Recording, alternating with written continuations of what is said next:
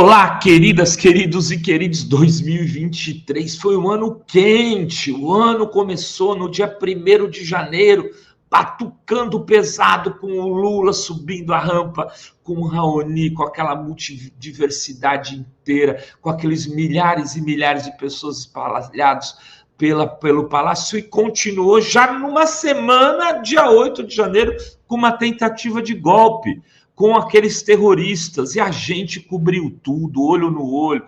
E aqui para você segue um dos vídeos que bombou dessa retrospectiva 2023. De olho nesse vídeo. A única coisa que eu vou dizer ao deputado, o deputado Paulo Bilinski, é que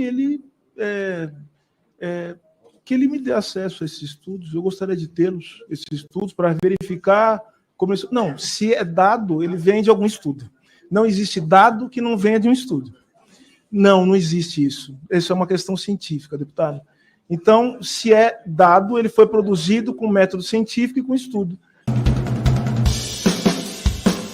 A primeira manifestação do senhor, como o senhor mesmo deixou claro, em relação à inconstitucionalidade, né, comentando a inconstitucionalidade do artigo 28, queria deixar claro que uma opinião pessoal do senhor é muito importante que seja questionada pelo público.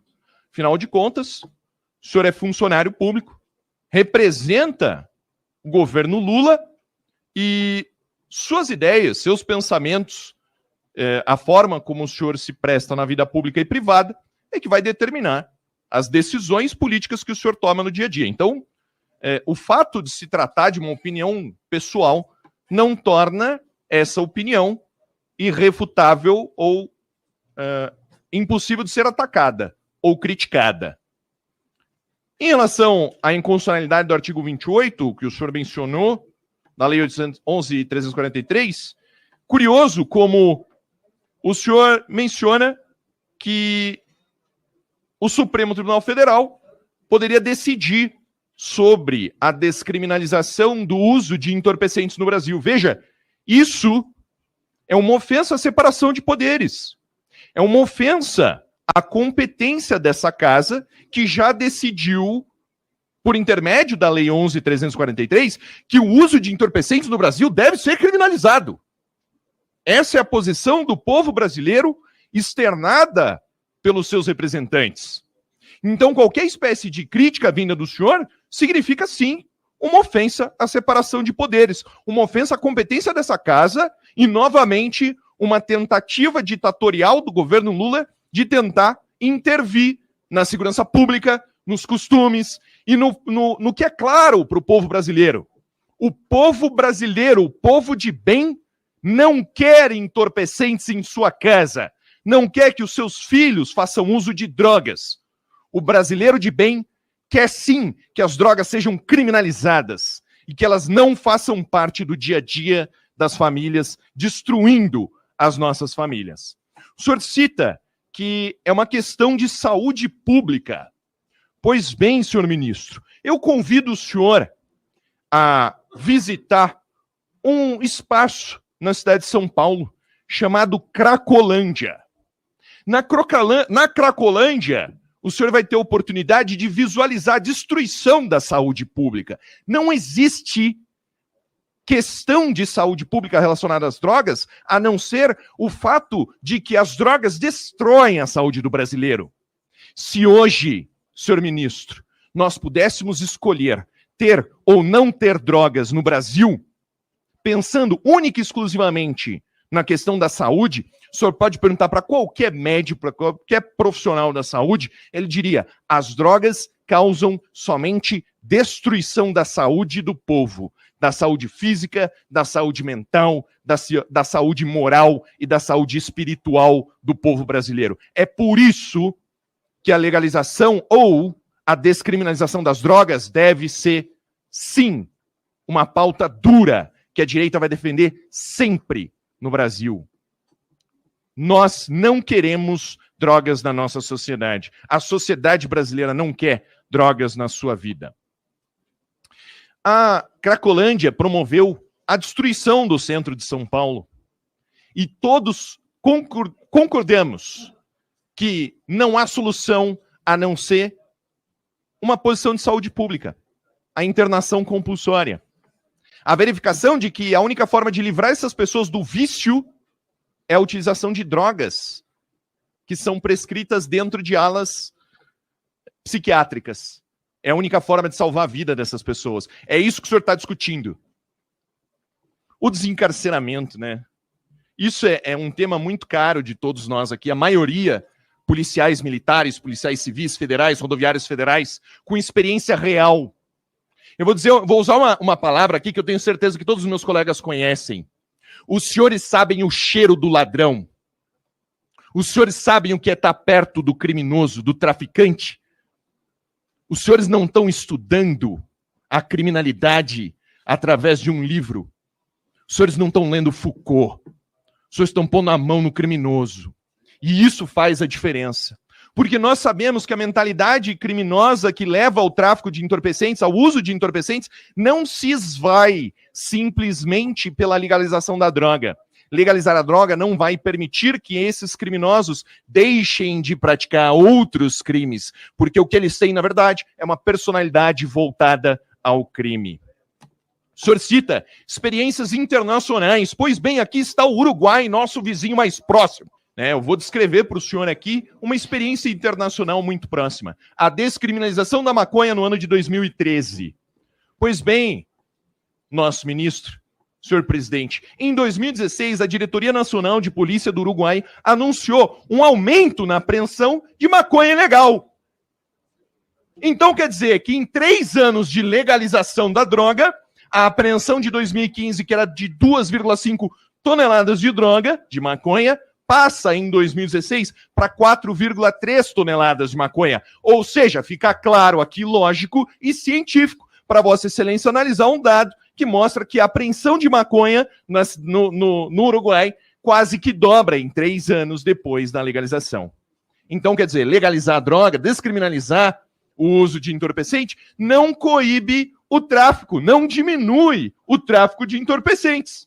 O diretor de polícia, o senhor Mário Laieira, né, ele demonstrou o aumento da criminalidade no país.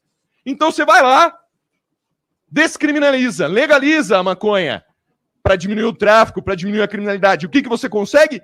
Mais tráfico e mais criminalidade. Craque. Muito craque. Tá de parabéns. Ministro, como nós percebemos, as políticas de segurança pública e combate ao tráfico de entorpecentes, que são pregadas pelo governo Lula e seus ministros, são ineficazes, incapazes, logicamente.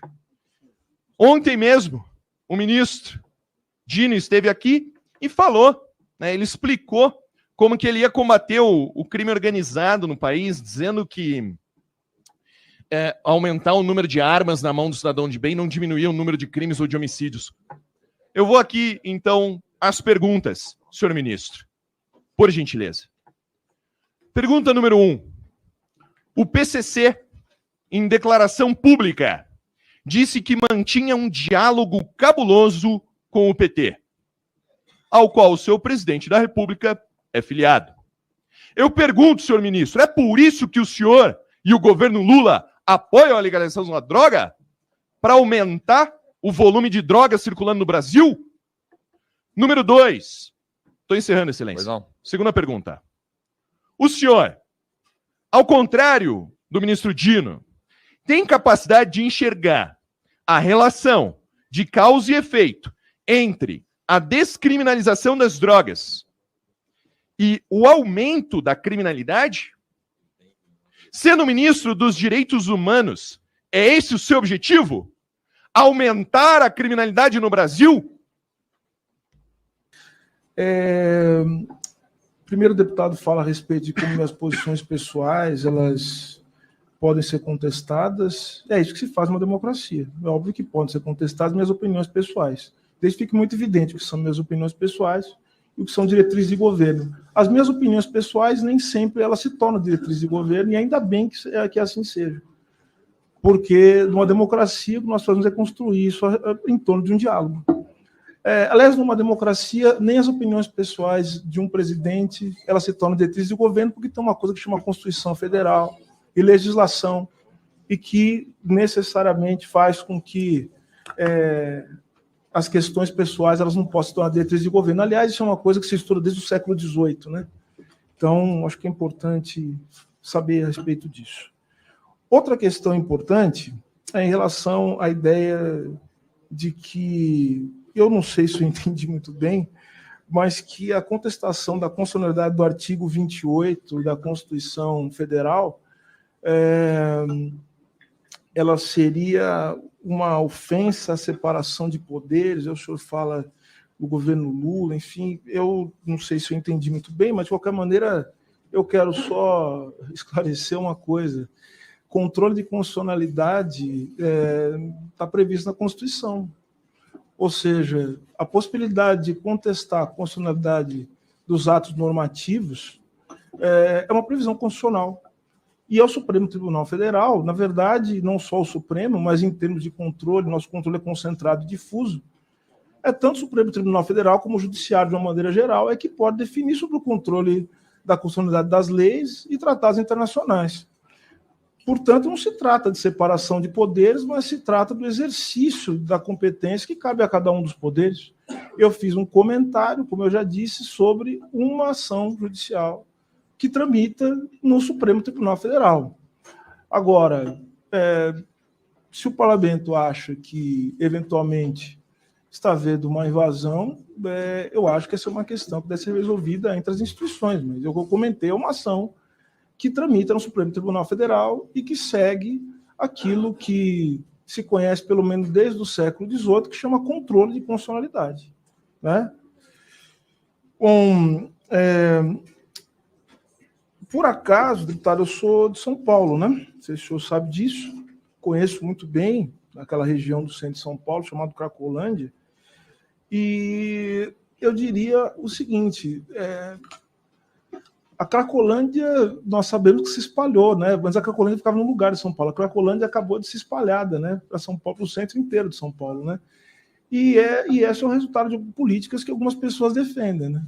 Ou seja, a política de derrubar, por exemplo, hotéis e casas na cabeça das pessoas. Isso resultou, né, as ações ostensivas de violência, que não levavam em consideração as questões de saúde pública, resultaram não na resolução do problema, no espalhamento do problema. Se o senhor quer falar sobre experiências internacionais, existe, em outros lugares do mundo, existiram experiências também em que havia um uso concentrado de drogas em lugares específicos. Isso aconteceu na Holanda, aconteceu na Áustria, aconteceu em Nova York, que é uma experiência também mais controversa, enfim, tem uma série de estudos sobre isso.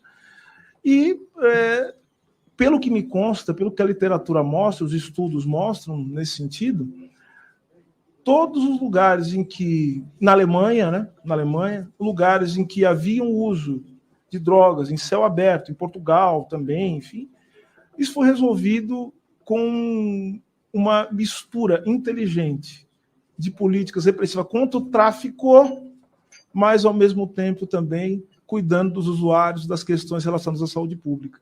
Não houve nenhum lugar do mundo em que esse problema tenha se colocado, em que as soluções que historicamente são dadas ao problema aqui no Brasil, e eu quero lembrar o seguinte, né? As políticas que são colocadas no Brasil acerca da questão são políticas de repressão, políticas que não levam em conta a dimensão do problema como saúde pública. Então, é uma falácia dizer que nós estamos como estamos por conta de políticas que não são mais duras, porque é só a dureza que tem imperado, né? É só a criminalização que tem imperado. E nós estamos aqui, né? E aí podemos olhar os estudos, olhar as experiências e verificar como isso ocorre ou não. Agora, o senhor fala que não existe... a gente pode perguntar para qualquer médico tal, e vão dizer que as drogas deterioram a saúde. É óbvio que as drogas deterioram a saúde, inclusive o álcool, né? Assim, acho que é importante que se fale disso. Os médicos, eles não recomendam que a gente beba muito também. Isso é muito ruim. E eu posso dizer isso tranquilamente, falei isso numa entrevista. Eu fui tomar a primeira taça de vinho já quando era advogado, né? Quando era advogado. E não só porque não tinha dinheiro para comprar vinho, mas também porque dentro da minha casa era assim que as coisas funcionavam. E, nesse sentido, a gente pode pensar um mundo sem drogas, a gente também pode pensar um mundo de amor, um mundo sem armas, um mundo sem violência. Né? Então, ou seja, o problema das drogas existe, nós temos que lidar com eles com esse problema no campo da realidade. Né? Enfim, eu acho que isso é muito importante. Eu acho que, por respeito à sua citação e à sua inteligência, eu acho que é importante, o senhor citou o filósofo francês Michel Foucault, né? É importante porque Michel Foucault ele realiza um dos primeiros estudos sobre prisão e encarceramento, né, revisando uma ampla literatura sobre isso, e uma das conclusões que ele chega, e ele era um historiador, né, de mão cheia, um psicanalista, filósofo, e eu sou um homem que respeito a ciência, a filosofia, é assim que eu ajo, eu acho que o mundo tem que caminhar nesse sentido. Ele chega à conclusão, a seguinte conclusão: se sabe, palavras que estão no livro, sabe-se que a prisão não funciona para aquilo que se diz que ela deve funcionar desde os seus primeiros anos de instalação, desde 1820. Então, Foucault era um homem estudioso, um homem que fazia estudos de campo, né? Enfim, era um homem da ciência. Então, é sempre bom, além da experiência prática, pessoal, que nos dá uma dimensão fenomênica da vida, é importante também que nós possamos recorrer àqueles que estudaram muito antes de nós e que são responsáveis por questões muito interessantes e que todos nós devemos aprender, né? Então, acho importante citar Foucault aqui. É importante ter experiência prática, mas é importante estudar Foucault também, tá? Bem importante. E outros também. Você citou uma série de estudos aí, e falou a respeito da ineficácia, né, das políticas, acho que foi isso, a ineficácia das políticas de descriminalização. Eu diria o seguinte, eu apresentaria também ao senhor uma série de estudos que vão absolutamente na direção contrária do que o senhor está falando. Falar da absoluta ineficiência da política de drogas que é levada a cabo no Brasil, a chamada guerra às drogas, né? Olha só, nem nos Estados Unidos se acredita nisso. Aí eu vou dizer muito sinceramente, o senhor falou da sua experiência pessoal, eu também posso falar da minha experiência pessoal, porque eu morei em Nova York, e eu sei que a política de drogas, eu falei, tem muita gente que gosta dos Estados Unidos, enfim, gosta da política que lá é implementada, gosta da forma com que eles tratam as coisas lá, enfim. E se for para pegar esse exemplo, eu quero dizer, para a tristeza de muitas pessoas, que nos Estados Unidos o porte de maconha, de droga, não é criminalizado, em Nova York. Né? Enfim, pois é. Então, assim, para a tristeza de muita gente que gosta de algumas coisas dos Estados Unidos, talvez isso não caia bem, mas é assim que as coisas são, é assim que a realidade se apresenta. O senhor perguntou, o senhor falou a respeito, né, o senhor falou, mencionou aqui,